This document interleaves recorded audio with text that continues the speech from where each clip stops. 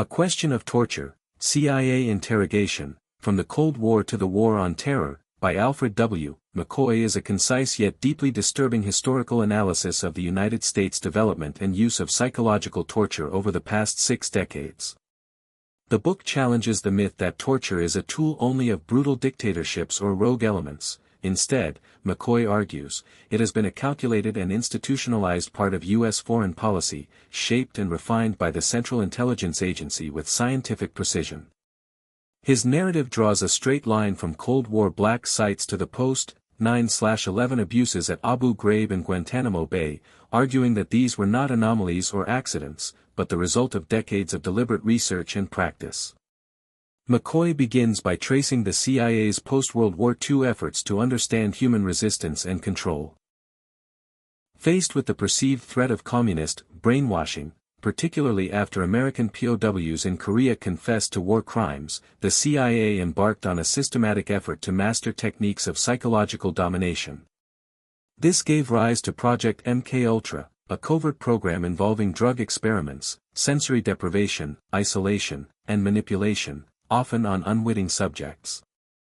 McCoy details how these experiments formed the bedrock of what would later be called no-touch torture. The defining principle of this kind of torture is its invisibility. Instead of beatings or visible wounds, psychological torture leaves scars that are internal and enduring. Techniques like sensory disorientation, self-inflicted pain, stress positions, and relentless interrogation do not produce the same shocking visuals but are just as, if not more, damaging.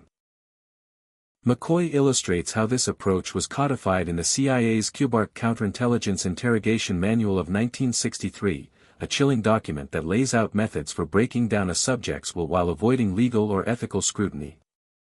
This manual, and the methods it described, would become the blueprint for countless CIA-backed regimes across the globe. McCoy spends a significant portion of the book detailing how these techniques were exported, particularly to Latin America during the Cold War. Through training programs and military aid, the U.S. supported military juntas in countries like Chile, Brazil, and Argentina, where political prisoners were subjected to psychological and physical torment. What's especially disturbing is how the U.S. maintained plausible deniability. American advisors didn't do the torturing, they trained others to do it cleanly. McCoy emphasizes the paradoxical nature of psychological torture. It's often less effective in producing truthful intelligence but more effective in instilling fear and submission. This makes it particularly attractive not for gathering information, but for control, of individuals, populations, and political opposition. In this way, torture becomes a performance of power, not a pursuit of truth. The book makes clear that this is not a flaw of the system, but its function. As he moves into the post-9/11 period, McCoy shows how these same methods re-emerged under new names. The enhanced interrogation techniques used by the Bush administration were not innovations but rebranded psychological tortures tested and perfected decades earlier.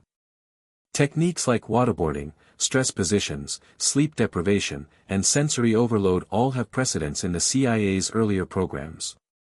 The language may have changed, but the goals and methods had not. What's more, McCoy reveals how the government manipulated public perception to justify these methods. Legal memos from the Department of Justice, such as those written by John Yoo, provided a thin veneer of legitimacy, redefining torture so narrowly that nearly anything short of organ failure could be deemed acceptable. This legal and rhetorical reframing allowed political leaders to publicly denounce torture while privately endorsing and directing its use. The book also delves into the media's role in normalizing torture. Through selective leaks, semantic games, and the strategic release of sanitized documents, the public was desensitized to the brutality being enacted in its name. Hollywood and television shows like 24 further distorted public understanding, portraying torture as effective and necessary, reinforcing the false dichotomy between security and ethics.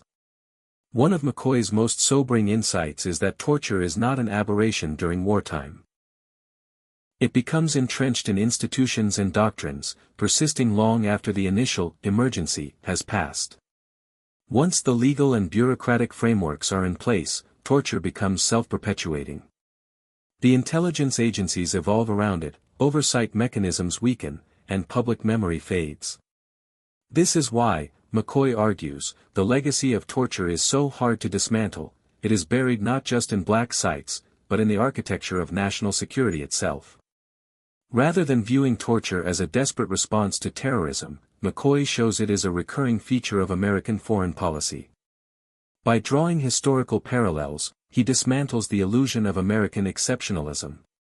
The U.S., he asserts, has not just condoned torture, it has led its global development, using academic, military, and psychological research to refine it into a science of subjugation. Despite the dark content, McCoy's writing is clear, compelling, and supported by declassified documents, testimonies, and years of scholarly research. He doesn't sensationalize, instead, he lays out a forensic case that demands accountability.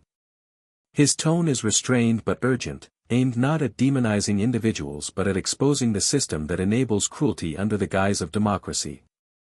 The strength of the book lies in its moral clarity. McCoy does not accept the utilitarian arguments that torture might be justified in rare circumstances.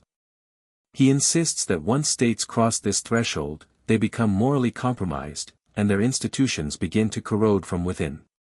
Torture, he argues, is not just a stain on the torturer, it is a wound to the very idea of justice. The book ends with a stark warning. Unless the U.S. reckons fully with its history of torture, including full transparency, prosecutions, and reparations, the cycle will continue. Secrecy breeds impunity. Without a public, collective commitment to confronting this legacy, future generations will likely repeat it under new names and justifications. Torture does not remain in the shadows, it becomes embedded in the conscience of a nation. A question of torture is not just a history of how America came to practice psychological torture, it is an indictment of the structures that allow it to persist. It is an essential text for anyone seeking to understand the darker currents of U.S. foreign policy, and a call to moral and civic responsibility in the face of institutional violence.